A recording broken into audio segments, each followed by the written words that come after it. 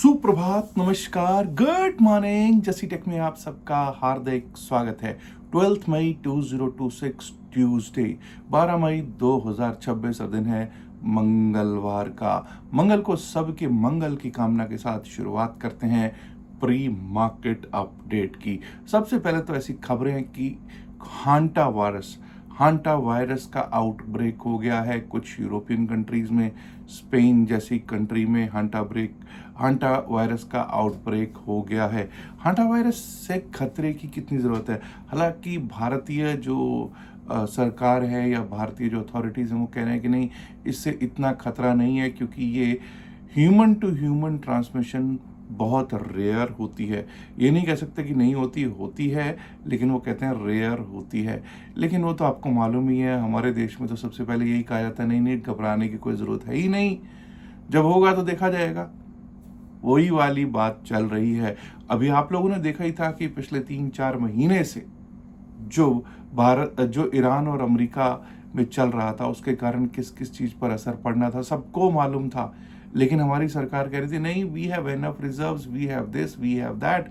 और अचानक से एक रात 10 मई को मोदी साहब रात को आते हैं और टीवी पर और आकर कहते हैं कि भाई हमारे को अब जो है 1 साल के लिए गोल्ड नहीं खरीदना है और 1 साल के लिए कोशिश ये करनी है कि विदेश ना यात्रा करें, घूमने फिरने वाली यात्रा ना करें। ठीक है। और भी बहुत कुछ ऐसी चीज़ें हैं कि भाई अब कुछ स्टेप्स ऐसे लेने पड़ सकते हैं जिसके कारण दिक्कतें आ सकती हैं। और वो क्या स्टेप्स हैं वो आप लोगों को मालूम है। कमर्शियल सिलेंडर बढ़ चुका है। कमर्शियल जो एलपीजी सिलेंडर है वो तो बढ़ ही चुका था कुछ दिन पहले, 993 रुपीज़ टू 1000 रुपीज़ बढ़ाया था। अब वक्त आ गया है कि डोमेस्टिक गैस भी बढ़ सकती है, पेट्रोल और डीजल के भाव भी बढ़ सकते हैं। उसका हुआ क्या, कल अगर आप देखोगे तो ओवरऑल मार्केट में मार पड़ रही थी। सिर्फ फार्मा और एफएमसीजी सेक्टर ही ऐसा था जो कुछ ग्रीनरी में दिखाई दे रहा था। बाकी बैंकिंग पिट रहा था, ऑटो सेक्टर पिट रहा था। एनर्जी सेक्टर का आपको पता है बहुत बड़ा स्टॉक है, वो भी अच्छा खासा 3-3.5% के करीब पिट ही रहा था। और गोल्ड ज्वेलरी वाली जो कंपनीज हैं उनका तो आपको पता ही है, अभी टाइटन का क्या हाल हो रहा था वो आपको कल मालूम है। रिलायंस का भी बुरा हाल था। यानी कि सबके अक्रॉस द मार्केट पिटाई ही होती हुई कल हमको दिखाई दे रही थी। ये भी नहीं कह सकते कि जी स्टॉक स्पेसिफिक कुछ अच्छे मूव्स आ रहे थे, नहीं, ऐसा भी कुछ कहीं पे भी नहीं दिखाई दे रहा था। और कल हम 23,815 23,815 पर क्लोज होते हुए दिखे। हालांकि कल, जैसे मैंने कल शाम वाले वीडियो में भी बताया कि मैंने तो दोनों तरफ कल पैसा गंवाया। पैसा गंवाने का मतलब ये है कि मेरे स्टॉप लॉसेस हिट हो गए दोनों ही तरफ। और कल इस फाइनेंशियल ईयर का, नॉट इस ईयर का, इस फाइनेंशियल ईयर का मेरा एक पहला लॉस कल हुआ है। Anyways, loss and profit are part of life. Let us look at कि आज क्या क्या हो सकता है। सबसे पहले तो हमारी नजर होनी चाहिए रिजल्ट्स कैलेंडर पर। रिजल्ट्स कैलेंडर क्या कह रहा है? रिजल्ट्स कैलेंडर की अगर हम बात करेंगे तो आप लोगों को आज देखेंगे कि आज कुछ नतीजे आने वाले हैं और कल इससे भी ज़्यादा इंपॉर्टेंट नतीजे हैं।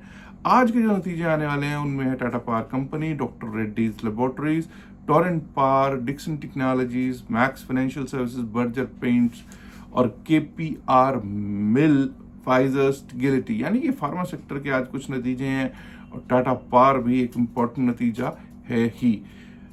आज से ज़्यादा इंपॉर्टेंट कल आने वाले 13 मई के नतीजे रहेंगे, जब भारतीय एयरटेल अपने नतीजे घोषित करेगा। भारतीय एयरटेल का अच्छा खासा वेटेज है इंडेक्स में। और इसके साथ साथ TVS motor, Tata Motors, again big stock, Tata Motors का भी कल ही नतीजा आना है। पीएफसी भी कल नतीजे घोषित करेगा। DLF Cipla, Hindustan Petroleum Corporation Oil India, Bharti Hexacom, Tube Investments of India Limited, GlaxoSmithKline Pharmaceuticals, LIC Housing Finance, Kaynes Technology India, TVS Holdings भी कल ही अपने नतीजे घोषित करने वाला है। अब दोस्तों अगर हम देखते हैं एफआईआईज और डीआईआईज की क्या कहानी रही है। कल 8,437.56 करोड़, 8,437.56 करोड़ के कैश में नेट सेल में बैठे हुए दिखाई दे रहे हैं हमारे प्यारे विदेशी संस्थागत निवेशक, that is the FIIs. DIIs 5,940 crore के करीब, 5,940 करोड़ के करीब कैश में नेट बाय करके गए हुए दिखाई पड़ते हैं जी घरेलू संस्थागत निवेशक। लेकिन जब हम बात करेंगे कि एफआईआईज और डेरिवेटिव्स के स्टैटिस्टिक्स की, तो वो क्या कहता है?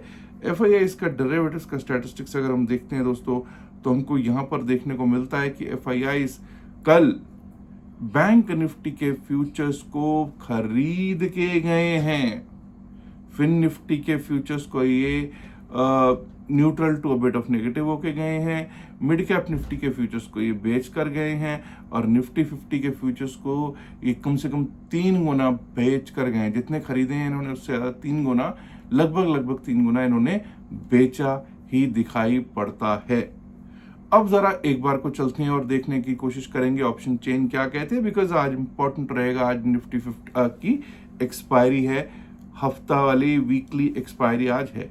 तो सबसे पहले तो ये जान लीजिए 23,815 पर हम क्लोज हुए हैं। तो 23,800 पर पुट राइटर हैं बहुत कम, ऐसा नहीं कह सकता नहीं है, क्योंकि कल जो लास्ट में गिरावट आई उसमें क्या हुआ, पुट राइटर्स की ऐसी कोई वो बनी नहीं, पुट राइटर्स ने ऐसा कहीं पर पोजीशन की नहीं, कॉल राइटर्स बढ़ते चले गए। कल का अगर चेंज इन हुआ है आप देखोगे 23,800 पे, तो 23,800 पे नया ओआई खड़ा हो गया है कॉल साइड पर, कॉल राइटर्स आ गए हैं। यानी कॉल राइटर्स कौन होते हैं? जो नहीं चाहते कि मार्केट को ऊपर लेकर जाया जाए। लेकिन सबसे पहले तो हमको यही देखना है कि क्या स्ट्रैडल जो बेच के गया होगा 23,800 का, उसकी क्या स्थितियां हैं। 120 रुपीज का कॉल का प्रीमियम है, और दूसरी तरफ 70 रुपए का प्रीमियम, 70-71 रुपए का प्रीमियम पुट साइड का है। तो मोटा मोटा अगर हम बात करेंगे तो 192 रुपीज के करीब का प्रीमियम बैठ रहा है जी, दोनों तरफ का मिला के। Straddle is 192 rupees. स्ट्रैडल 190-92 रुपए का अच्छा स्ट्रैडल है। मार्केट में मूवमेंट आने के चांसेस अच्छे खासे लगते हैं, लेकिन कहीं ऐसा ना हो कि कोई बड़ा गैप डाउन हो जाए। क्यों? मार्केट की स्थितियां कुछ ऐसी हैं। देखो साहब, कुछ तो ऐसा है जो काफी समय से एफआईआईज को पता था, कुछ तो ऐसा है जो परसों मोदी साहब ने इशारा कर दिया। स्थितियां कोई बहुत अच्छी नहीं है, रिजर्व्स में कहीं ना कहीं कुछ ना कुछ तो हो रहा है, और असर तो इसका पड़ना ही है, और असर पड़ रहा है। मार्केट सेल ऑन बाउंस बनी हुई है, कोई बाउंस आ रहा है वहीं से सेलिंग आती हुई दिखाई दे रही है। और 23,800 का बिल्कुल जो डेटा है वो ये कह रहा है कि 23,800 पर बियरिश पोजीशंस बनी हुई है, बुलिश पोजीशंस वहां पे नहीं बनी हुई है, सपोर्ट भी वहां पर नहीं है। और नीचे अगर सपोर्ट भी देखूंगा तो कम से कम 23,500 से पहले कहीं पर भी कोई पुट राइटिंग का सपोर्ट दिख रहा और नहीं दिख रहा। ऊपर भी अगर बात करेंगे तो 23,900, 24,000 दोनों जगह पर ही कॉल राइटर्स ने अपनी पकड़ जकड़ मजबूत कर रखी है। 24,000 तो एक बड़ा रेजिस्टेंस बन के टक्कर सकता है हम लोगों को। अब ऐसा करते हैं कि एक बार को सीधा चलते हैं और देखने की कोशिश करते हैं कि कब हम अपसाइड के बारे में सोचेंगे, कब डाउन साइड के बारे में सोचेंगे। निफ्टी 50 पर अगर लेवल्स क्या कहते हैं, सबसे पहले तो कल का लो है 23,799, 23,799। ऐसा प्रतीत हो रहा है, मैं ये नहीं कह रहा, कोई दावा नहीं कर रहा कि बड़ा गैप डाउन या गैप डाउन हो सकता है। Gap down is expected. Anyways 23,799 technically जो लेवल्स हैं हमारे, उसके नीचे अगर चलना स्टार्ट करता है 23,756, 23,756 दिख सकता है। अगर उसके नीचे भी चला तो 23,711, 23,711 दिख सकता है, और वो भी टूटा तो 23,668, 23,668। Below that you might be able to see 23,600, 604, 23,600, 604, और अगर वो भी टूट गया तो 23,552, 23,552, और उसके टूटने पर 23,500, 501 के दर्शन हो सकते हैं हमको निफ्टी 50 में। अपसाइड के बारे में कब सोचेंगे? देखिए, जैसे मैंने कहा 24,000 तक का कोई भी बाउंस एक सेल की अपॉर्चुनिटी है, लेकिन फिर भी लेवल क्या कहते हैं, 23,907, 23,907 के ऊपर अगर हम चलने लगेंगे, टिकने लगेंगे, तो अपसाइड के बारे में सोचेंगे 23,965, 23,965, 24,000। लेकिन एक बार को 24,000, 24,002 पे या तो बुक कर लेना चाहिए यूजुअली। लेकिन अगर कोई बाद में वो शॉर्ट कवरिंग मूव आए, वो 24,000 से ऊपर पार होने लग जाए, तो वो अलग बात है। तो 24,002 के ऊपर, 24,000 के ऊपर 24,047 और 24,100 तक के अपसाइड के लेवल्स दिख सकते हैं। But this happens only if there is some short covering and some big stock moves upwards. अब बड़े स्टॉक्स कौन से हैं, टॉप 5 स्टॉक्स जो weightage in terms of weightage है वो अगर बढ़ जाए तो कुछ हो सकता है। चलिए अब जरा देख लेते हैं कि बैंक निफ्टी की क्या स्थितियां हैं। बैंक निफ्टी की आपको कहानी मालूम ही है कि भाई ये कमजोरी दिखाता हुआ जा रहा है। 54,360 का कल इसका लो है। अगर 54,360 के नीचे जाता है तो डाउन साइड का लेवल 54,081, 54,081, 53,898, 53,898, 53,695, 53,695, और अगर वो भी टूटा तो 53,500, 506, 53,500, 506। ऑन द अपसाइड 54,609, 54,609, 610 के ऊपर ही अपसाइड के बारे में सोचेंगे। 54,819 के लिए, 54,819 के लिए वो भी कटता है तो 54,947 टू 55,000, 54,947 से 55,000, 55,002 जो कि कल का है वो टेस्ट करने के लिए निफ्टी बैंक जा सकता है। अब बात होगी निफ्टी मिड कैप की। जब निफ्टी मिड कैप की हम बात करते हैं दोस्तों, तो निफ्टी मिड कैप कल लगा 14,441 का हाई, ठीक है। लेकिन दोस्तों हम लोग कब अपसाइड के बारे में सोचेंगे, 14,400 के ऊपर, 14,400 के ऊपर ही अपसाइड के बारे में हमको सोचना सही रहेगा। 14,400 के ऊपर अगर टिकने लगे, चलने लगे, तभी अपसाइड के बारे में सोचेंगे। 14,441 14,441 के लिए, 14,482 14,482, और अगर वो भी पार हुआ तो 14,500 520, 14,500 520, और वो पार हो गया तो वही ऑल टाइम हाई की तरफ फिर बढ़ते हुए दिख जाएंगे 14,590, 14,590 की ओर। वहीं 14,267 कल का लो है, 14,267, अगर वो कटता है डाउन साइड के लिए तो 14,214, 14,214, 14,152, 14,152, और वो भी कट गया तो 14,112, 14,112 वन निफ्टी मिड कैप दिख सकता है। चलिए अब देखते हैं बीएसई सेंसेक्स की क्या है कहानी। बीएसई सेंसेक्स पर जब हम चलेंगे तो बीएसई सेंसेक्स जब तक देखिए 76,000 के ऊपर हम क्लोज हुए, एक अच्छी चीज है। लेकिन ये मत भूलिएगा कि कल या परसों हम 77,000 की कहानियों का आ रहे थे। एनीवेज 76,243, 76,243 के ऊपर जब तक चलेंगे नहीं, टिकेंगे नहीं, अपसाइड के बारे में नहीं सोचेंगे। 76,436, 76,436 का लेवल दिख सकता है जी उसके ऊपर, और वो पार हुआ तो 76,634। अब ये अपसाइड की बातें कर रहा हूँ, हो सकता है कि कई लोगों को ये बेमानी लगे, लेकिन भाई बात करनी है तो करनी पड़ेगी, टेक्निकल लेवल्स तो देने पड़ेंगे। 76,634 के ऊपर, 76,842, 77,000, 76,842, 77,000, 77,030। डाउन साइड पे कल ओवर कट जाता है 75,957, 75,957 अगर कट गया, हो सकता है कि इसके नीचे हम ओपन हो आज। 75,957 अगर कट गया तो 75,755, 75,755, और अगर वो भी कट गया तो 75,593, 75,593, 75,420, 75,420, 75,252, 75,252, और उसके नीचे गए तो 75,000, 75,008, 75,000, 75,008। आइए अब निफ्टी फिन सर्विस की भी कर लेते हैं बात। फिन निफ्टी इंडेक्स जो है वो 25,655 पर कल क्लोज हुआ, 25,655 पर। 25,710 के ऊपर ही अपसाइड के बारे में सोचेंगे। 25,710 के ऊपर 25,774, 25,774, 25,852, 25,852, और वो भी पार हुआ तो 25,900, 903, 25,900, 903। ऑन द साइड 25,580 कल का लो है। अगर वो कट जाता है 25,580 के नीचे गए तो 25,518, 25,518, अगर वो सपोर्ट भी नहीं ले पाया वहां पे तो 25,462, 25,462, and below that we might be able to see 25,400, 25,404, 25,400, 404 तक के levels Nifty financial services index दिखा सकता है।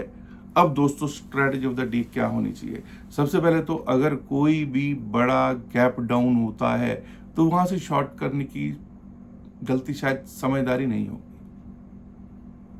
गलती हो सकती है, समझदारी नहीं होगी, तो किसी बाउंस पे ही सेल करना कुछ हो सकता है।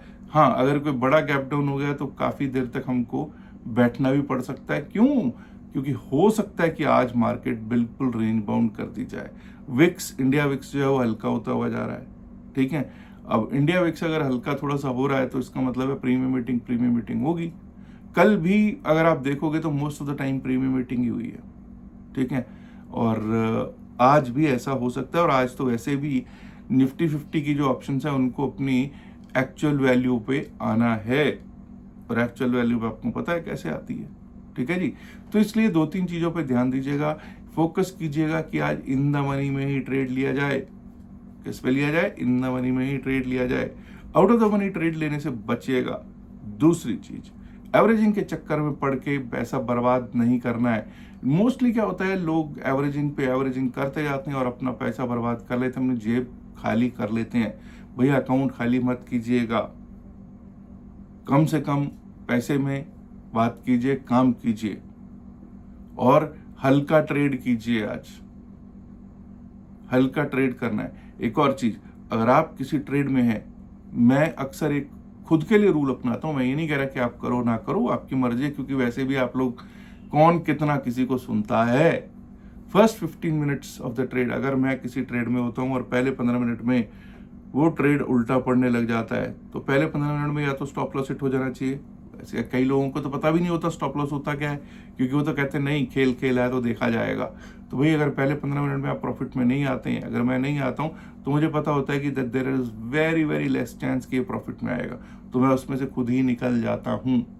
कल भी मेरे साथ ऐसा ही हुआ, कल भी मैंने गलत ट्रेड लिए और दोनों तरफ का स्टॉप लॉस हिट हुआ, चाहे कुछ भी कहिए, लेकिन कल मैं लॉस में निकला हूँ। अब कुछ लोग बड़े खुश होंगे कि यार तेरा लॉस हुआ। हाँ हुआ तो हुआ भाई, ऐसा नहीं है कि मेरा लॉस नहीं होता, होता है लॉस, ठीक है ना, होता है लॉस। स्टॉप लॉसेस तो मेरे भी हिट होते हैं। मेरे को ये है कि स्टॉप लॉस पे टिक जाती है कहानी, पूरे का पूरा कैपिटल नहीं जाता, ठीक है। एनीवेज, एक और चीज है कि अगर आप भी क्रिप्टो करेंसी सीखना चाहते हैं, क्रिप्टो करेंसी का क्लास 2 दिन का होगा, जल्दी ही होगा, और उसके लिए कोई फीस नहीं है, ठीक है। उसके लिए सिर्फ एक ही कंडीशन है कि आप हमारे लिंक से, जो नीचे दिया गया डेल्टा एक्सचेंज का एक लिंक है, उससे आप अपना अकाउंट खुलवाइएगा और स्क्रीनशॉट डाल दीजिएगा जो व्हाट्सएप नंबर नीचे आपको डिस्क्रिप्शन और पिन मैसेज वीडियो में दे रखा है। याद रखिएगा, जो भी बातचीत इस वीडियो में की गई है सिर्फ और सिर्फ अकेडमिक पर्पस से की गई है, इसका बाय सेल की सलाह से कोई लेना देना नहीं है। ये डिस्क्लेमर यहाँ देना इसलिए जरूरी है क्योंकि हम लोग सेबी रजिस्टर्ड नहीं है। Last but not the least, इल्तिजा है, गुजारिश है, रिक्वेस्ट है कि इस वीडियो को लाइक कीजिएगा, शेयर कीजिएगा इस वीडियो को अपने दोस्तों के साथ ज़्यादा से ज़्यादा संख्या में। एंड माय डियर फ्रेंड्स, अगर आपने अभी तक जसीटेक चैनल को सब्सक्राइब नहीं किया तो देर किस बात की, सब्सक्राइब करना तो बनता है ना दोस्तों। शुक्रिया, नमस्कार, धन्यवाद, good luck for today, bye bye.